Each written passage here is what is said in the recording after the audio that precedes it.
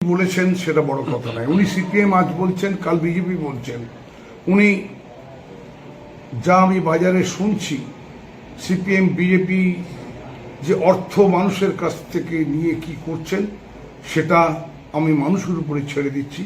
উনি কি বলছেন, আমি হাসপাতালে গিয়ে শুধু ওনার সঙ্গে দেখা করেছি। আর কর্তব্য হিসেবে পানিহাটিতে যে কোনো অস্বাভাবিক ঘটনা ঘটলে, কদিন আগে প্রদীপ পরের ঘটনা ঘটেছে, আমি শ্মশানে ছিলাম। আমার কন্যার মতো আমি কোথাও শুধু ওনার বাবা মার সাথে দেখা করেছি। প্রেস মিট করে আমি আবার রাত্রিবেলা যখন ডেট বসি ওনার বাড়িতে বিচারের জন্য তিনি রাজনীতি যোগদান করলেন আজকে, মানে মেয়ের বিচার আর কোথায় দেবে? বিচার সুপ্রিম কোর্টে পর্যন্ত তিনি গিয়েছেন, হাইকোর্ট সুপ্রিম কোর্ট শেষ করেছেন, সিবিআই গিয়েছেন, উনি আর কোথায় বিচার হবে? আচ্ছা, উনি দলে আসায় বা আপনাদের প্রতিপক্ষ হওয়া থেকে আপনারা ওয়াক ওভার পেয়ে গেলেন?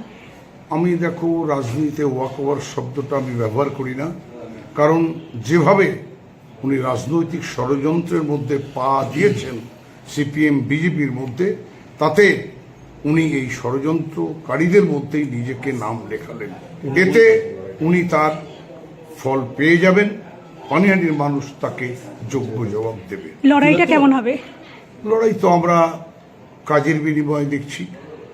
আমরা পানিহাটিতে গত 15 বছর যা কাজ করেছি, পেলে আসা স্বাধীনতার পর কেউ এত কাজ করতে পারেনি।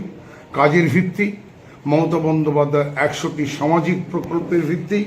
আমার মেয়ের খুন যারা করেছে এবং যারা দ্রুততার সঙ্গে পুড়িয়ে দিয়েছে, সবাই একইভাবে তথ্য প্রমাণ লোপাটের জন্য অভিযুক্ত। যারা খুন করেছে তারা তো অভিযুক্তই, সাথে সাথে এরাও অভিযুক্ত। নির্মল ঘোষ, সোমনাথ দে, সঞ্জীব মুখার্জি, এরাও সমানভাবে অভিযুক্ত। দ্রুত ডেড বডি সেদিন রাখলে কি এমন ক্ষতি হয়ে যেত? ওদের কি আর কোনো ইস্যু নেই? শুধু কি এত বছর বসে, যে যত বছর তৃণমূল সরকার রয়েছে, এটা কি শুধু একমাত্র অবহেলার আন্দোলনই হয়েছিল? আর কোনো বাকি ইস্যু নেই? যে সিপিএম মাঝখানে ভোট কাটার কাজ করে, এদের সম্বন্ধে কোনো রকম মন্তব্য করবো না। এদের যদি সামান্য মানবিকতা থাকতো, তাহলে ওই 9 তারিখের পোস্টগুলো আমাদের ফেসবুক পেজ ট্যাগ করে ওই 9 তারিখের পোস্টগুলো আবার রিটার্ন পোস্ট করতো না। উনি তো থ্রেড কালচারটা যে চলে প্রত্যেকটা মেডিকেল কলেজে, যে প্রত্যেকটা হসপিটালে, সেই থ্রেড কালচারটা আমাদের মুখ্যমন্ত্রী চালান। সেই জন্যই সন্দীপ ঘোষ কি একদিনে সন্দীপ ঘোষ হয়ে গেছে? বিরোধী দলকে যারা সম্মান না দেয়, তাদের যারা থ্রেড কালচারের ভেতরে আটকে রাখার চেষ্টা করে, তাদের আমরা অপদার্থ মনে করি। তাদের কথা কিছু মানে মুখে আনতে আমাদের ঘৃণা করে। মেয়ের বিচার এমনিতেই হতো, ওটা আমার দৃঢ় মানসিকতা যে মেয়ের বিচার আমি পাবই। কিন্তু একটা মেয়ের বিচার, আমার মেয়ে তো আর নেই, তার বিচার যেমন পাবো, তেমনি অন্য মেয়েদের সাথে যেন এরকম ঘটনা না ঘটে।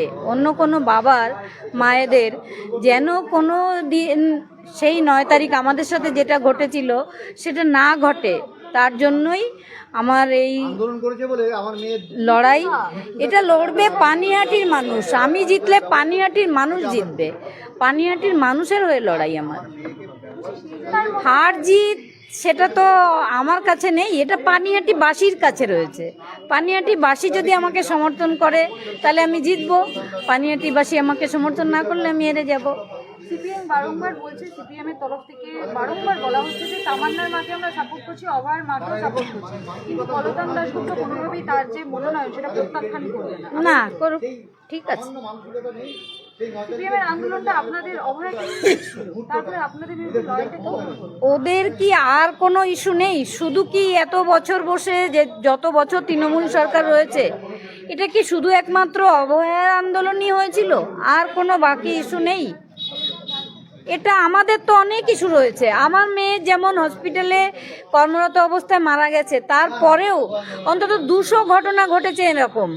আর তারপরে চাকরিহারারা রাস্তায়, একসময় আপনারা দেখেছিলেন ডাক্তাররা রাস্তায়। আর আজকে দুদিনের মধ্যে 2টো ডেথ হয়েছে আসেই আরজি কর মেডিকেল কলেজে। তারপরে আজকে সন্ধ্যাবেলাও খবর পেয়েছি যে লিফটে 7-8 জন আটকে গেছেন। আজকে কোনো রকমে তাদের সুরক্ষা দেওয়া গেছে। এই যে স্বাস্থ্য দপ্তরের যে বেহাল দশা, এগুলো নিয়েই আমাদের প্রতিবাদ। কাকিমা মুখ্যমন্ত্রী উনি তো থ্রেড কালচারটা যে চলে প্রত্যেকটা মেডিকেল কলেজে যে প্রত্যেকটা হসপিটালে, সেই থ্রেড কালচারটা আমাদের মুখ্যমন্ত্রী চালান। সেই জন্যই সন্দীপ ঘোষকে একদিনে সন্দীপ ঘোষ হয়ে গেছে। 2011 সালের পর থেকে সন্দীপ ঘোষকে তৈরি করা হয়েছে এইভাবে থ্রেড কালচার চালানোর জন্য, তাই আমার মেয়ের মৃত্যু হয়েছে। আজকে 2021 সালে যখন সন্দীপ ঘোষের বিরুদ্ধে যে উঠেছিল প্রতিবাদ, তখন যদি সন্দীপ ঘোষ অ্যারেস্ট হতো, আমার মেয়েটাকে আমি হারাতাম না, আমার মেয়েটা বেঁচে থাকতো এবং পানিহাটিবাসী তার সুরক্ষাটা পেত। পানিহাটিবাসী তার পেশেন্ট ছিল এবং সে বেশিরভাগ পেশেন্ট বিনা পয়সায় দেখত। বলছি নির্মল ঘোষ ওই অভয়াকাণ্ডের সাথে ওতপ্রোতভাবে জড়িত। আমার মেয়ের খুন যারা করেছে এবং যারা দ্রুততার সঙ্গে পুড়িয়ে দিয়েছে, সবাই একইভাবে তথ্য প্রমাণ লোপাটের জন্য অভিযুক্ত। যারা খুন করেছে তারা তো অভিযুক্তই, সাথে সাথে এরাও অভিযুক্ত। নির্মল ঘোষ, সোমনাথ দে, সঞ্জীব মুখার্জি এরাও সমানভাবে অভিযুক্ত। দ্রুত ডেড বডি সেদিন রাখলে কি এমন ক্ষতি হয়ে যেত, কিছুতেই আমাদের দেয়নি রাখতে এরা। কাকিমা বিচার মিলবে? অবশ্যই। পানিহাটিবাসীর উদ্দেশ্যে কি বলবেন? পানিহাটিবাসীর উদ্দেশ্যে বলবো, এটা আপনাদেরই লড়াই। আমি সামান্য আপনাদের মুখ, কিন্তু আপনারাই লড়বেন এবং আপনারাই জিতবেন। পানিহাটিবাসীরই জয় হবে। চাণক্য নামটা নিশ্চয়ই সবার শোনা। সেই মুখ্যমন্ত্রীর কান এবং যিনি বলেছেন এই সমস্ত কথা ভাইপো, দুজনের কানে পৌঁছে দিতে চাই যে চাণক্য হচ্ছে পৃথিবীর শ্রেষ্ঠ রাজনীতিবিদ ছিলেন। তিনি যে বক্তব্যটা রেখে গেছেন যে বিরোধী দলকে সম্মান দেবে, সে কথাটা অন্তত ওনাদের একবার স্মরণ রাখা উচিত। বিরোধী দলকে যারা সম্মান না দেয়, তাদের যারা থ্রেড কালচারের ভেতরে আটকে রাখার চেষ্টা করে, তাদের আমরা অপদার্থ মনে করি, তাদের কথা কিছু মানে মুখে আনতে আমাদের ঘৃণা করে। সেই জায়গায় দাঁড়িয়ে আজকে অভয়ার মা কাকিমা ভোটে দাঁড়ালেন, পানিহাটিবাসীর উদ্দেশ্যে পানিহাটির বাসীর উদ্দেশ্যে বলবো, আপনারা আমাদের সঙ্গে থাকবেন, আমরা আপনাদের সঙ্গে থাকব। আপনাদের উপদেশ মতন আপনাদের সমস্যার সমাধান করার আমরা 100% চেষ্টা করব। এবং পানিহাটিবাসীর উদ্দেশ্যে একটাই কথা বলবো, আপনাদের কাছ থেকে আমাদের পাওয়ার কিছু নেই, আমাদের দেওয়ার অনেক কিছু আছে। মুখ্যমন্ত্রী মহিলা সুরক্ষা দিতে পারে না, আপনাদের মেয়েটাকে সুরক্ষা দিতে পারেনি। আমাদের মেয়ে না, আমার মেয়ের মৃত্যুর ঘটনার পরে অত 200 ঘটনা পশ্চিমবঙ্গে ঘটেছে, একটি লোককে উনি দাঁড়িয়ে থাকতে দেননি। শুধু আমাদের মেরুদণ্ড সোজা বলে আমরা দাঁড়িয়ে আছি। কিছুই তো নেই, আরজি করে আবারও দুটো ঘটনা ঘটে গেল, জলজ্যান্ত। এগুলো প্রতিকার করাই আমাদের মেইন লক্ষ্য হবে, এই জন্য আজকে আমাদের রাজনীতিতে আসা। মেয়ের বিচার মিলবে? মেয়ের বিচার তো আমার আদালত আইন আছে, সব আছে, সেটা আমরা 200% কনফিডেন্স এই বিচার আমরা পাবো। কতটা খুশি? খুশির কোনো ব্যাপার নেই এখানে। পানিহাটিবাসীর উদ্দেশ্যে একটাই কথা বলবো, তারাই আজকে খুশি হওয়া উচিত এবং সবাই এগিয়ে আসুন। 29 তারিখ যে ভোট দেবেন, পদ্মফুল চিহ্নে ভোট দিয়ে তারাই জিতবেন।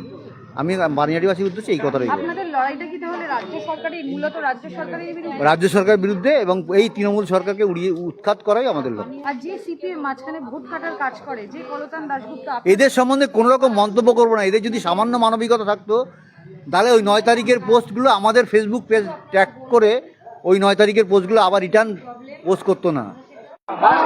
পানিহাটিতে জিতছে কে? বিজেপি। আবার পানিহাটিতে জিতছে কে? আবার কে? এবার ভোটে জিতবে কে? আবার কে? বন্দে মাতরম, বন্দে মাতরম। চালু দরকার, জয় বিজেপি সরকার।